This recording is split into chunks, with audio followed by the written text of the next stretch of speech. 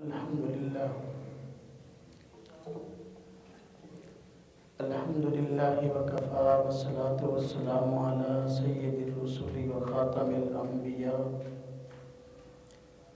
أما بعد فأعوذ بالله من الشيطان الرجيم بسم الله الرحمن الرحيم لقد من الله على المؤمنين إذ بعث فيهم رسولا من أنفسهم يتلو عليهم آياته ويزكيهم ويعلمهم الكتاب والحكمة وإن كانوا من قبل لفي ضلال مبين قال النبي صلى الله عليه وسلم إنما بعثت معلما آمنت بالله صدق الله العظيم وصدق رسوله النبي الكريم ونحن على ذلك من الشاهدين والشاكرين والحمد لله رب العالمين۔ واجب الاحترام بزرگوں اور بھائیوں، مسلک اہل سنت والجماعت سے تعلق رکھنے والے غیور نوجوان دوستوں اور عزیزوں، موضوع کی مناسبت سے میں نے آپ حضرات کی خدمت میں قرآن کریم کی ایک آیت مبارکہ تلاوت کی ہے اور نبی پاک صلی اللہ علیہ وسلم کا ایک فرمان آپ حضرات کی خدمت میں پیش کیا ہے۔ اسی کی روشنی میں انشاءاللہ گفتگو کی کوشش کروں گا۔ اللہ رب العزت کے حکم سے جب سیدنا ابراہیم علیہ السلام اپنے بیٹے حضرت اسماعیل کو ساتھ لے کر بیت اللہ کو تعمیر فرما رہے تھے، تو بیت اللہ کو تعمیر کرتے وقت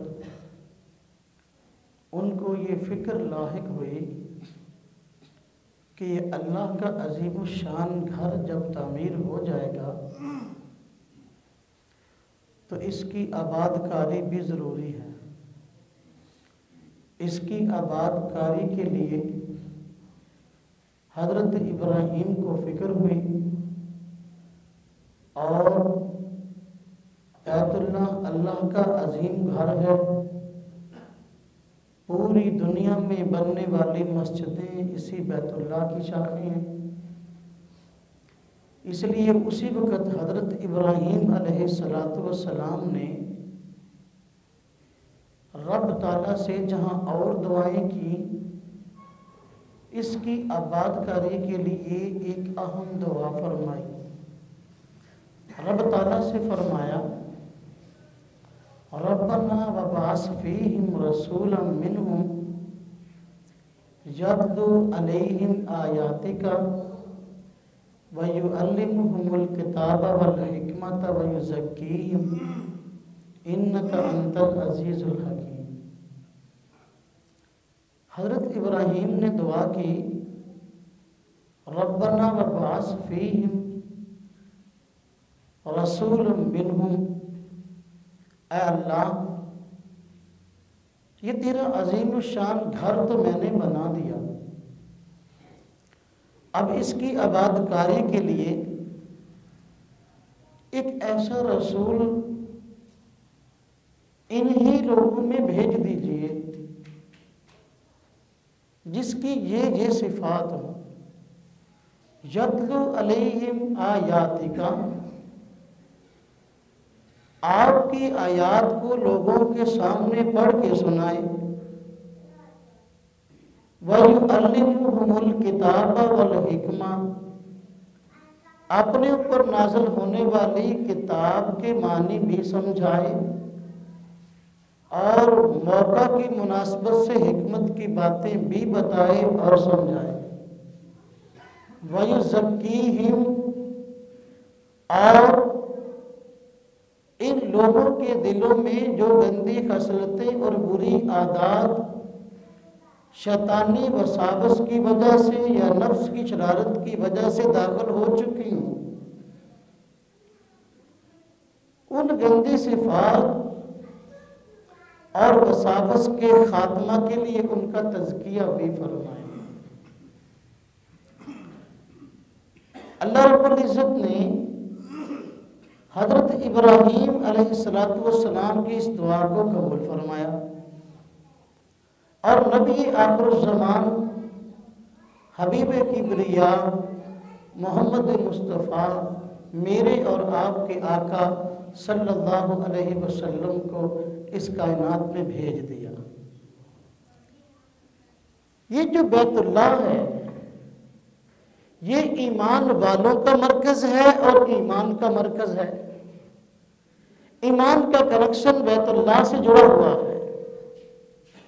وہاں کھڑے ہو کر دعا کی گئی، اے اللہ یہاں کے رہنے والوں کے لیے یا اللہ رسول بھیج دیجیے۔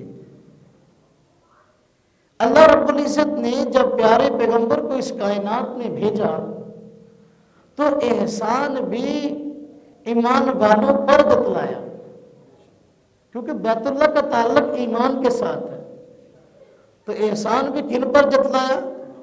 ایمان والوں پر۔ فرمایا لقد من اللہ علی المؤمنین اذ بعث فیہم رسولا، اللہ نے مومنوں پر احسان فرمایا کہ جب انہی نے ایک رسول بھیج دیا۔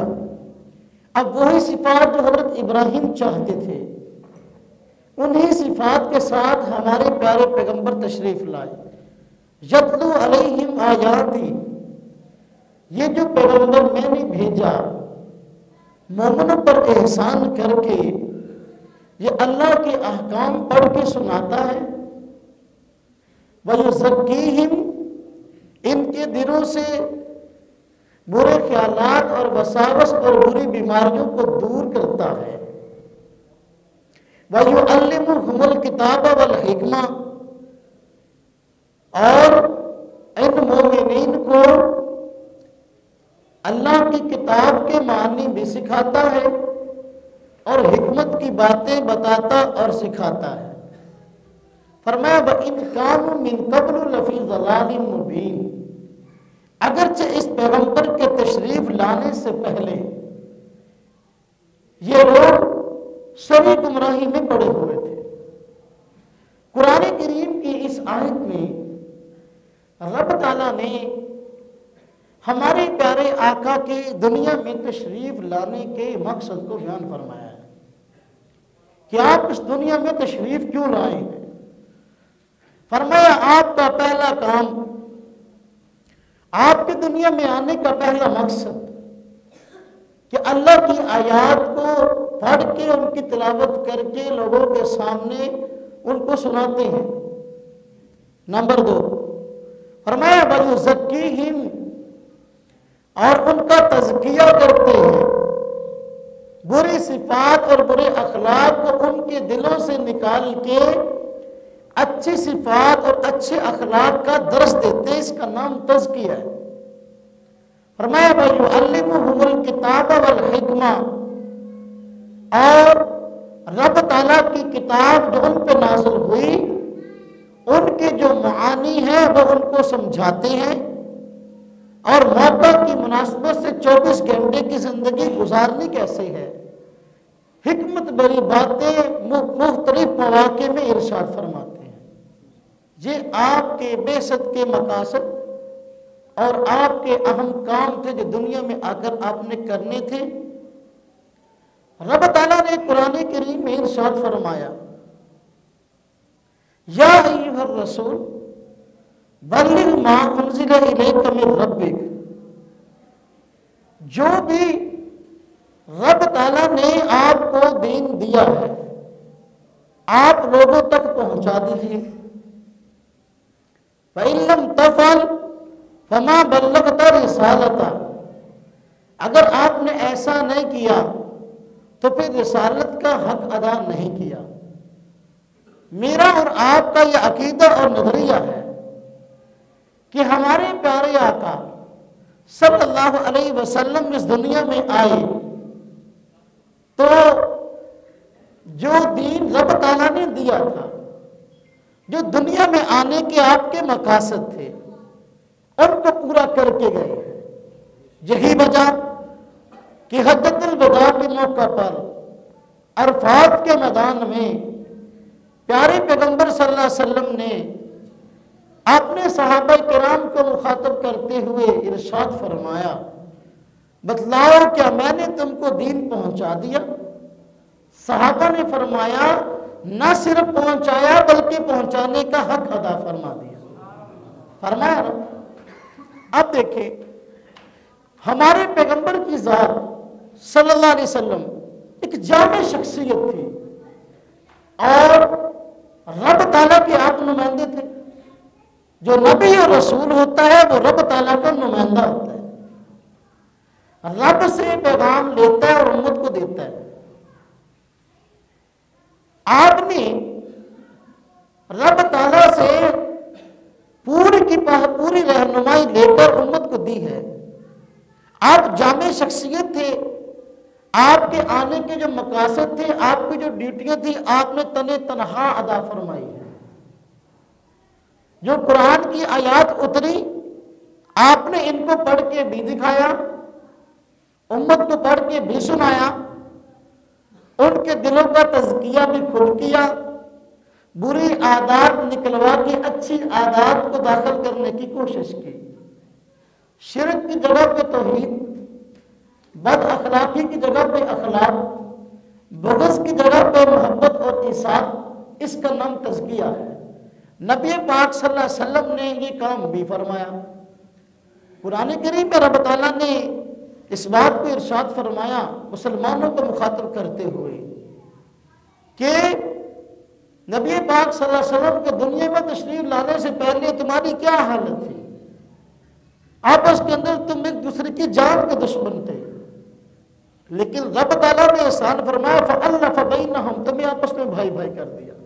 جتنی بری صفات اور برے اخلاق تھے تمہارے دلوں سے نکال کے تمہارا تزکیہ کیا، تمہارے دلوں کو صاف ستھرا کیا، یہ رب تعالیٰ کا احسان ہے اور نبی پاک صلی اللہ علیہ وسلم کی محنت ہے۔ پھر فرمایا وَيُعَلِّمُهُمُ الْكِتَابَ وَالْحِكْمَةَ، اللہ کے نبی صلی اللہ علیہ وسلم قرآن کریم کو پڑھتے بھی تھے، ان کے معنی بھی بیان فرماتے تھے۔ نبی پاک صلی اللہ علیہ وسلم اپنی زبان اقدس سے احکام بتلاتے بھی تھے اور سمجھاتے بھی تھے، پریکٹیکل بھی کرواتے تھے۔ تو آپ کی ذات جامع تھی، آپ نے یہ کام خود سارے کے سارے انجام دیے۔ جب دنیا سے آپ پردہ فرما گئے، اب یہی کام آپ کے بعد آپ کی امت نے کرنے تھے، کیونکہ دنیا میں آپ کے تشریف لانے کا جو مقصد تھا آپ پورا کر گئے۔ آپ نے خود فرمایا کہ میرے بعد میرے وارث علماء ہیں، جو کام نبی پاک صلی اللہ علیہ وسلم فرماتے تھے اب آپ کے بعد وہ کام علماء نے کرنے تھے، اس لیے یہ سارے کام بعد میں علماء نے خود اپنے ذمہ لے لیے۔ ایک طبقہ پیدا ہوا امت مسلمہ میں کہ جس نے یہ ذمہ داری سنبھال لی کہ ہم لوگوں کو قرآن پڑھنا سکھائیں گے، یتلو علیہم آیات، نبی پاک صلی اللہ علیہ وسلم قرآن پڑھ کے سکھاتے تھے، ہم سکھائیں گے۔ وہ قرآء کرام کا طبقہ ہے، اور نبی پاک صلی اللہ علیہ وسلم وقتاً فوقتاً اپنی امت کو جو باتیں ارشاد فرماتے تھے، ایک طبقہ امت میں ایسا پیدا ہوا جنہوں نے یہ ذمہ داری سنبھال لی کہ ہم نبی پاک صلی اللہ علیہ وسلم کی زبان اقدس سے نکلے ہوئے الفاظ کو یاد بھی کریں گے اور آگے لوگوں کو بتائیں گے، آگے لوگوں کو پہنچائیں گے۔ ان کو ہم محدثین کہتے ہیں، جنہیں نبی پاک صلی اللہ علیہ وسلم کی حدیث کو محفوظ بھی کیا اور آگے امت تک بھی پہنچایا۔ تیسرا طبقہ امت میں وہ پیدا ہوا جنہوں نے قرآن کے الفاظ اور حدیث کے الفاظ کو یاد کرنے کے ساتھ ساتھ قرآن اور حدیث اس سے نکلنے والے جو معانی تھے ان معانی کو آگے لوگوں تک پہنچایا.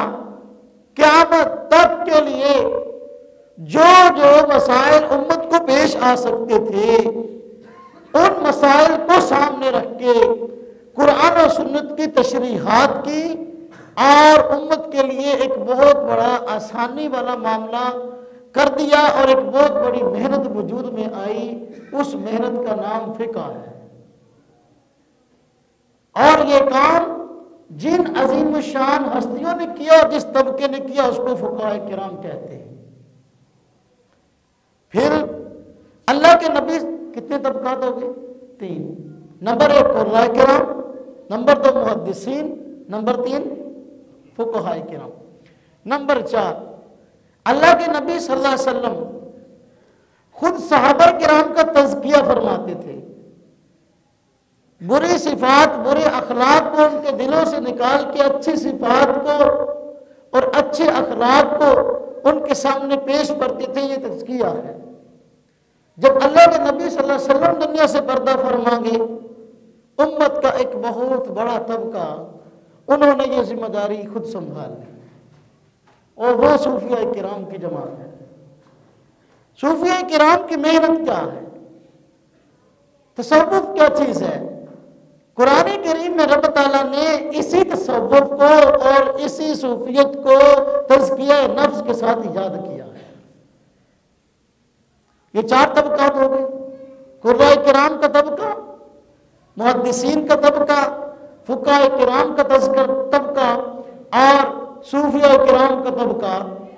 آج کوئی صوفیاء کرام میں چشتی سلسلے کا ہو، نقشبندی سلسلے کا ہو، سہروردی سلسلے کا ہو یا قادری سلسلے کا ہو، وہ سارے کے سارے اسی مشن کی تکمیل میں ہیں جس مشن کو پورا کرنے کے لیے اللہ کے پیارے پیغمبر صلی اللہ علیہ وسلم تشریف لائے تھے.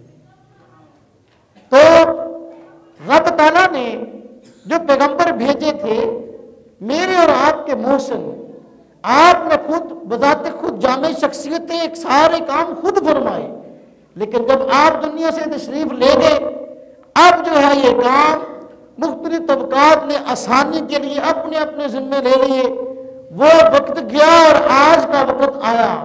اس وقت سے لے کر آج تک یہ طبقات اپنے اپنی ڈیوٹی کو انجام دے رہے ہیں. فقہاء کرام اپنی ڈیوٹی کو، قراء کرام اپنی ڈیوٹی کو، محدثین اپنی ڈیوٹی کو اور صوفیاء کرام اپنی ڈیوٹی کو نبھا رہے ہیں. یہ نبی پاک صلی اللہ علیہ وسلم کے بعثت کے مقاصد تھے. میں اس میں تفصیل میں نہیں جاتا، اس لیے کہ وقت بہت مختصر ہے. میں نے تھوڑی دیر ہی آپ حضرات سے بات کرنی ہے.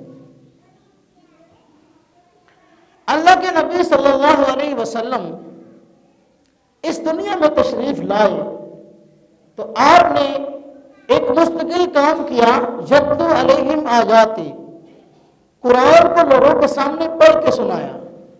دوسرا کام تھا وَيُعَلِّمُهُمُ الْكِتَابَ، پھر اس قرآن کے معنی کو سکھایا، اس کے مطلب اور تفسیر کو سمجھایا. یہ 2 الگ الگ کام ہیں. آج لوگ اس میں خلط ملط کر رہے ہیں اور اس میں افراد و تفرید کا شکار ہے. آج ایک طبقہ ایسا پیدا ہوا جس نے یہ سوچ اور نظریہ پیش کیا ہے کہ قرآن کو طوطے کی طرح رٹنے کا کیا فائدہ؟ ہاں جی، بس پڑھتے جاؤ، معنی کا پتہ ہی کچھ نہیں. قرآن کہتا کیا ہے؟ طوطے کی طرح قرآن کو رٹنے کا فائدہ کیا ہے؟ اپنے بچوں کو مدرسے میں داخل کرا کے حفظ کروانے کا فائدہ کیا ہے؟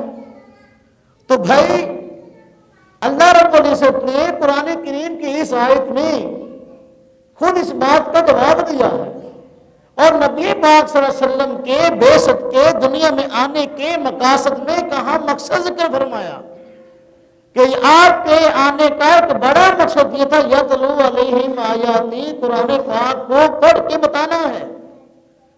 قرآن پاک کو پڑھنا ایک مستقل عبادت ہے، اس کو سمجھنا ایک مستقل عبادت ہے.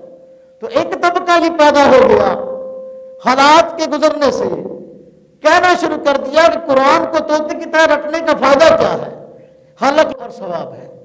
اللہ کے نبی صلی اللہ علیہ وسلم نے ارشاد فرمایا، اللہ رب العزت کو شخص کو تر و تازہ اور خوش و خرم رکھے جس نے میری بات کو سنا، میرے ارشاد کو سنا، پھر اس کو محفوظ کر لیا، یاد رکھا اور آگے دوسرے تک پہنچایا، اللہ اس کو خوش و خرم رکھے۔ یہ اللہ کے نبی صلی اللہ علیہ وسلم کی دعا ہے۔